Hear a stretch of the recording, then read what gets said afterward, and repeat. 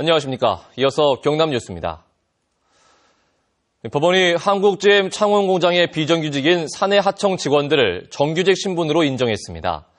현대자동차와 기아자동차에 이어 사내 하청을 불법 파견으로 인정되면서 자동차 업계의 비정규직 관행에 제동이 걸렸습니다. 조미령 기자가 보도합니다.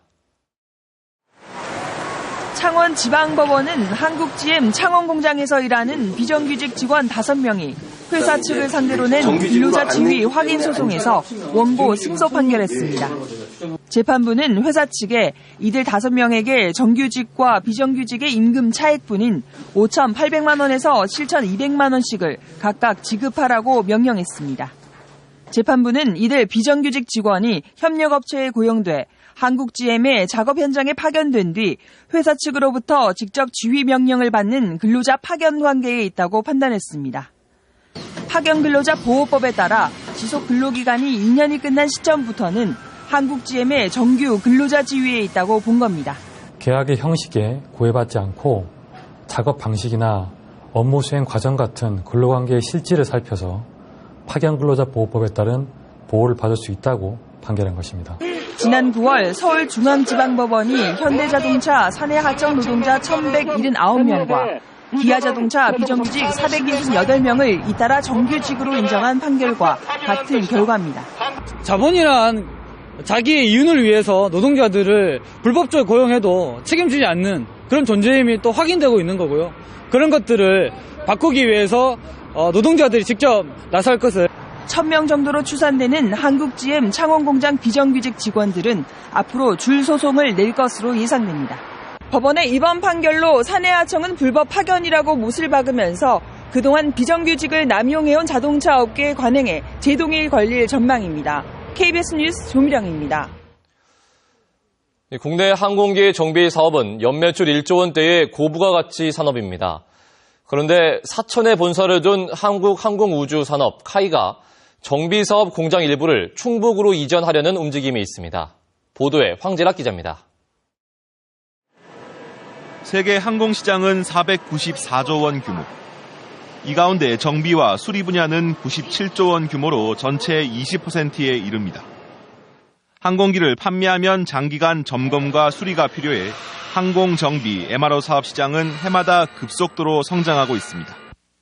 비행기를 한번 납품하게 되면 거기에 따른 수명 연장이나 이런 부분을 하려고 그러면은 결국은 그 업체가 주관을 할 수밖에 없거든요. 현재 항공기를 납품한 가격보다 한 3배 정도의 효과를 더 볼 수 있다고 봅니다.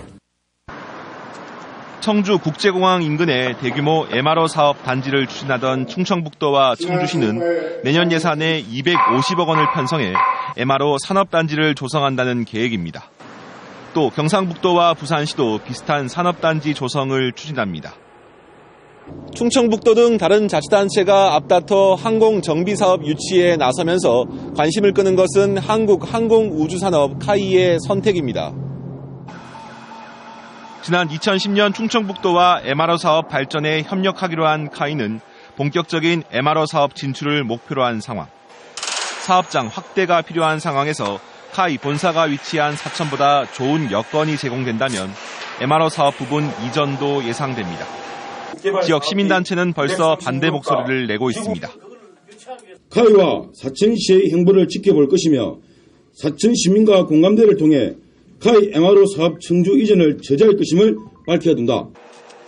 논란이 일자 사천시는 카이의 MRO 사업 청주 이전은 아직 결정된 것이 없다며 사태를 지켜보겠다는 짤막한 입장을 내놨습니다. KBS 뉴스 황재락입니다.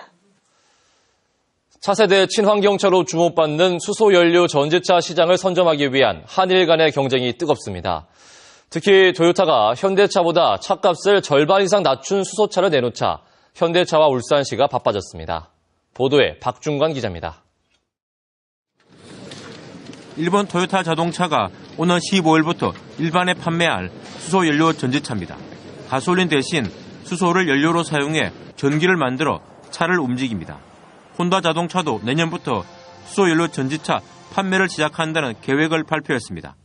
輸送や貯蔵もできることから次世代の有望なエネルギーキャリアとして今最も期待をされています。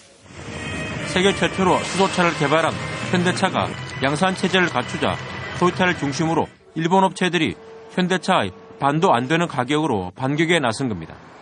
이에 맞서 현대차가 2020년까지 새로운 수소차 2종류를 내놓을 예정인 가운데 울산도 바빠졌습니다. 수소차 부품업체의 기술 개발에 앞장섰던 울산시와 울산 테크노파크가 친환경 전지융합 실정화 단지 사업과 함께 수소차의 핵심 부품 개발과 소재 사업 등을 국비 250억 원을 받아 추진하기로 했습니다. 여기에는 현대차와 자동차 부품회사, 가스회사, 대학교 연구소 등도 동참합니다. 수소차의 경쟁력 확보를 위해서는 가격 인하가 우선되어야 되기 때문에 차량 경량화나 핵심 부품 개발 등 R&D에 주력해 나갈 것입니다. 이 같은 수소 차량 등 수소 산업의 선도 도시인 울산이 제대로 된 경쟁력을 갖추기 위해서는 정부의 중단 없는 지원이 무엇보다 중요합니다. KBS 뉴스 박중관입니다.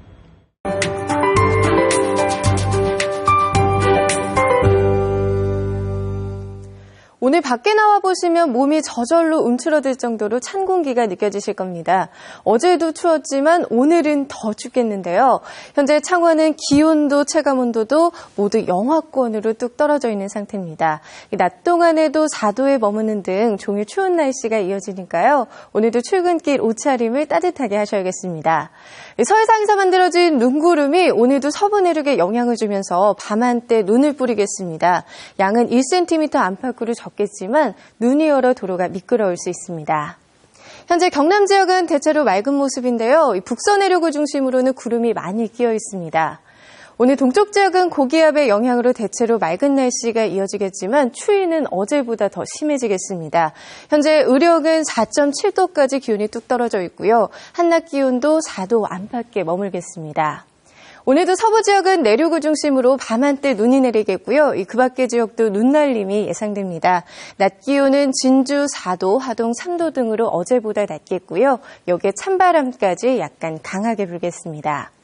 바다의 물결은 남해 동부 먼바다에서 오후에 최고 3m까지 점차 높아지겠습니다.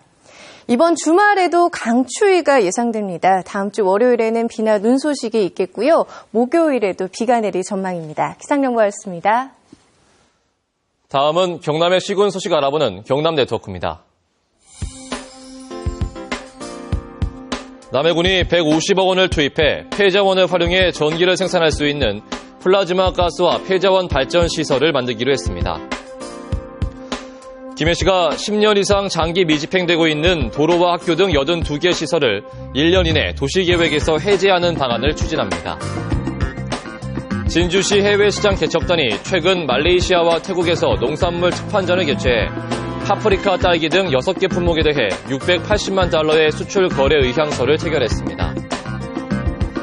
사과 주산지인 거창군이 지난 4년간의 병해충 예찰 사업을 통한 성과물로 사과 병해충 도감을 발행했습니다.